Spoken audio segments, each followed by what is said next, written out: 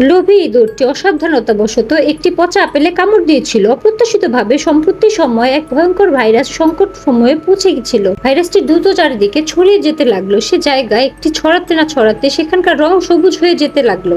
Virus ছড়াতে ছড়াতে দ্রুত শরীরে ছড়িয়ে পড়লো। চোখের মাধ্যমে একটি শরীরের বাইরে বেরিয়ে এসে সবকিছু সবুজ করে তুললো। তবে সৌভাগ্যবশত ভাইরাসটি নিজস্ব কিছু নিয়ম ছিল, যাদের সুরক্ষা ছিল তাদের কোনো ক্ষতি করতো না। এদিকে শহরের মানুষ তখনও নিশ্চিন্তে জীবন কাটাচ্ছিল। এরপর অদ্ভুত সে সত্তা ফাঁকফোকর ধরে রাস্তায় ছড়িয়ে পড়তে শুরু করলো। ধীরে ধীরে পুরো জলপথ ঢেকে ফেললো, এমনকি উঁচু দালানগুলো ছড়িয়ে পড়লো। এদিকে সাত সাত করে 48 দিন ধরে জড়িয়ে পড়লো। এক অদ্ভুত দৃশ্য সে সত্তা একটি লতায় পরিণত হলো। শহরের ভেতরে সূর্য ও চাঁদের শক্তি ক্রমাগত শোষণ করতে করতে লতাগুলো ধীরে ধীরে ফুল ফুটতে শুরু করলো। মাত্র 2.5 বছরের মধ্যে সেই ফুল ফল ধরলো। আর পরের মুহূর্তে হঠাৎ বিস্ফোরণে সেগুলো ভেঙে পড়তে শুরু করলো। উঁচু দালানগুলো ধীরে ধীরে ধ্বংস হতে গেল।